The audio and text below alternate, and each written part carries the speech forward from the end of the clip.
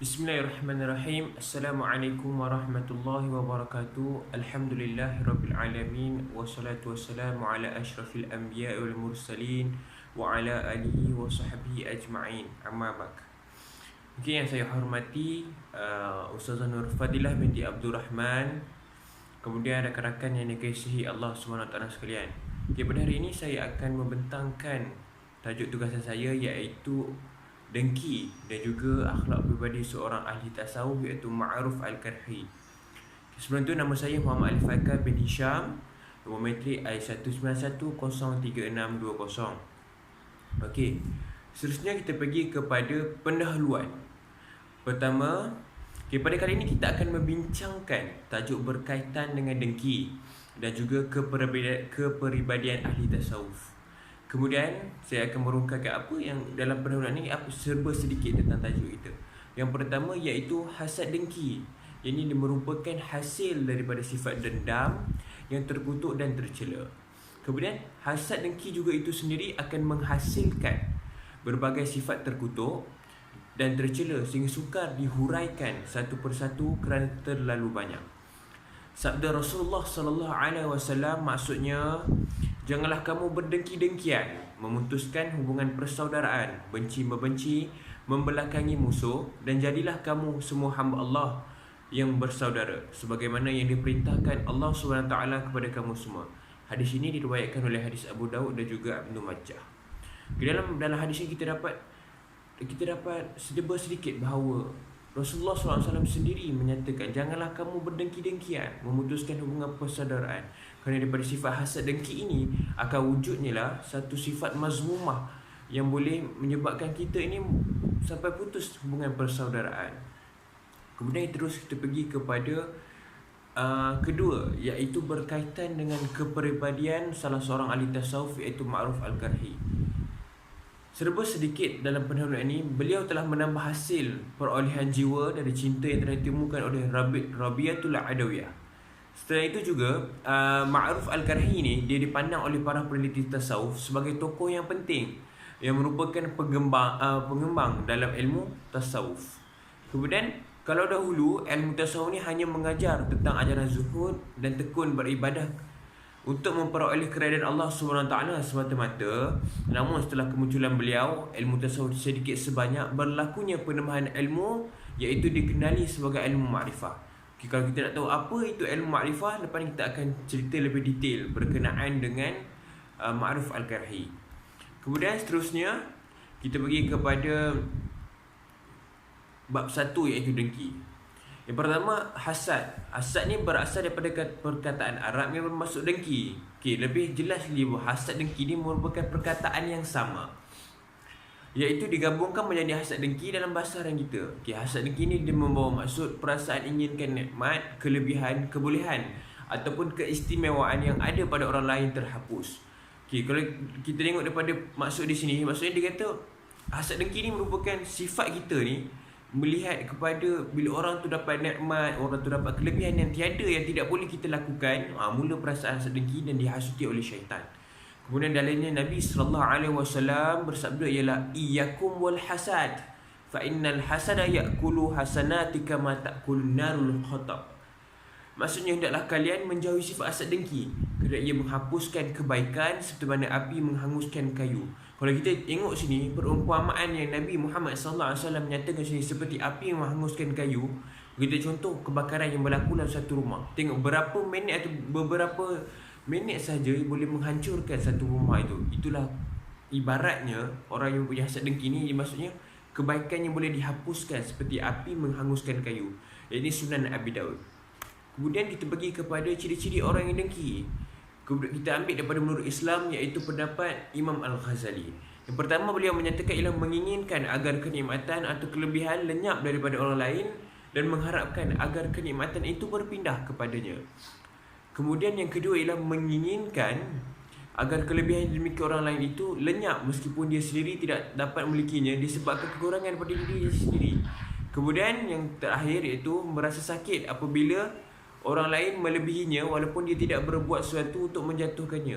Kemudian walaupun dia tak menunjukkan perasaan sifat dengki itu, Tapi dari segi perbuatan, dari segi hati dia, maksudnya dia iri hati dengan orang yang mempunyai kelebihan tu. Kemudian kita pergi kepada kesan orang yang dengki. Pertama, boleh merosakkan amalan ketaatan kita kepada Allah Subhanahu Wa Taala. Kadang-kadang ni bila kita tengok dalam situasi yang sama, dalam situasi pada akhir zaman ini, bila kita wujudnya perasaan rasa dengki mulalah berlakunya. Macam kita ambil contoh orang Melayu. Bila tanya kenapa disihir dan sebagainya, kenapa orang dengki, kadang-kadang orang jual makanan, itu yang boleh merosakkan ketaatan kita kepada Allah SWT, malah lebih kepada melakukan syirik kepada Allah SWT. Kemudian mendorong melakukan kederhakaan. Kemudian selain itu, orang yang berhasad dengki ini terhalang daripada mendapat syafaat. Kemudian orang yang berhasad dengki juga akan menghadapi kesulitan hidup dan bergelumang dengan dosa dan derhaka. Kemudian hati orang berhasad dengki akan menjadi buta. Apabila kita ni sentiasa melakukan perasaan dengki, iri hati dengan nikmat atau kelebihan yang orang ada pada kita, tapi kita tak ada, menjadikan hati kita ini buta. Dan kita malas untuk beribadah kepada Allah, malas untuk bersolat, bertaubat kepada Allah, memohon keampunan kepadanya. Kemudian kita pergi kepada cara kita untuk mengatasi sifat dengki ini. Ada beberapa cara yang kita boleh mengatasi sifat dengki ini. Yang pertama, setiap kali orang yang kita dengki itu apabila beroleh kerajaan, kita kunjungilah dia untuk mengucap tahniah dan bergembira bersamanya. Kemudian sanjung dan pujilah kebaikan dan keistimewaan orang yang kita hasad dengki itu di belakangnya. Dan kalau ada kesalahan dan keburukannya, kita rahsiakan. So kalau orang yang orang yang kita tak puas hati, orang yang kita dengki itu, kita boleh, maksudnya dalam kita berdoa kepada dia, kita sanjung pujilah kebaikan keistimewaan yang kita hasad dengki itu.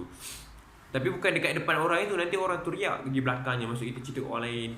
Kemudian selalu ziarah dan beri hadiah kepada orang yang kita dengki itu. Saling berhadiah melahirkan kasih sayang dan juga menjauhkan permusuhan.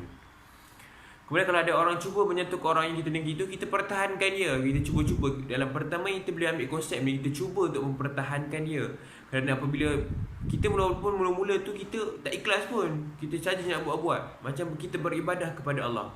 Apabila kita cuba terus sampai satu tahap, bila sampai tahap keikhlasan kita akan rasa bila satu hari kita tak buat benda tu, dia akan macam ada benda yang aku tak lengkap dalam kehidupan seharian aku.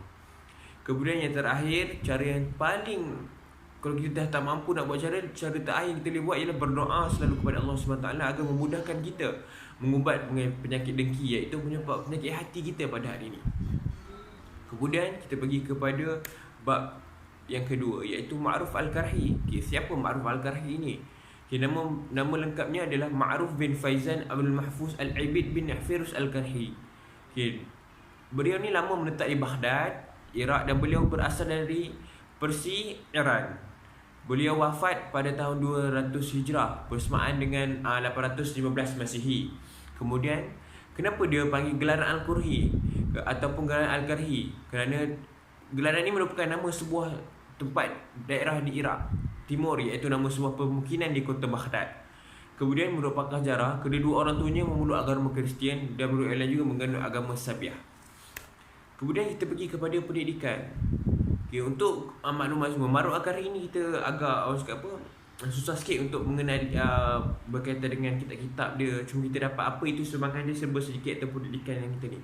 Ma'ruf Al-Karhi ini dia mempelajari agama Islam mulai sejumlah ulama di Baghdad, antaranya ialah Daud Al-Tai, Bakar Al-Humais dan juga Farqad Al-Sabuki. Ini antara guru-guru beliau lah. Kemudian beliau ada juga membuka halaqah pengajian di antara murid-muridnya yang terkenal, iaitu Sari Al-Saqati. Sebagai seorang sufi, beliau juga terkenal di kalangan ahli fuqaha sebagai seorang faqih. Contohnya ialah Imam Ahmad bin Hanbal. Dan ini ada satu situasi di mana Imam Ahmad bin Hanbal dan juga Imam Ibn Ma'in berbincang tentang sujud sahwi. Keduanya belum sepakat, maksudnya ada yang kata ni, ada yang kata ni. Kemudian mereka berjumpa dengan Ma'ruf Al-Karhi. Kemudian Ma'ruf Al-Karhi ini menjawab, dari sudut pandangan tasawuf, katanya sujud sahwi ini merupakan hukuman kepada hati kerana kita lalai mengingat Allah SWT. Maksudnya sujud hati ini ganti daripada akibat asbab kita lalai kepada Allah SWT sehingga kita tertinggal suatu perkara. Kemudian kita pergi kepada sumbangan beliau, iaitu menambah hasil perolehan jiwa dari cinta yang telah ditemukan Allah, iaitu oleh Nabi Ta'ala. Kemudian menurutnya cinta harus dilanjutkan sampai titik ta'manina, ketenangan jiwa. Ini kerana cinta dan ketenangan itulah yang menjadikan tujuan tasawuf. Kemudian Ma'ruf Al-Karhi ini dipandang oleh para peneliti tasawuf sebagai tokoh penting yang merupakan pengembang ajaran tasawuf. Iaitu beliau memunculkan teori-teori baru dalam tasawuf ialah melalui mencari makrifah sebagai inti ajaran tasawufnya. Di antara makna tasawuf yang dibawanya Ma'ruf Al-Karhi ialah tasawuf adalah memperoleh hakikat iaitu makrifat dan tidak mengharapkan sama sekali apa yang berada di tangan makhluk. Kemudian itu saja yang saya bentangkan pada hari ini berkenaan dengan akhlak iaitu dengki dan juga salah satu kepribadian ahli tasawuf iaitu Muhammad iaitu ni Ma'ruf Al-Karhi. Yang baik itu datang daripada Allah, yang buruk itu datang daripada kelemahan diri saya sendiri. Wabillahi taufiq wal hidayah. Assalamualaikum warahmatullahi wabarakatuh.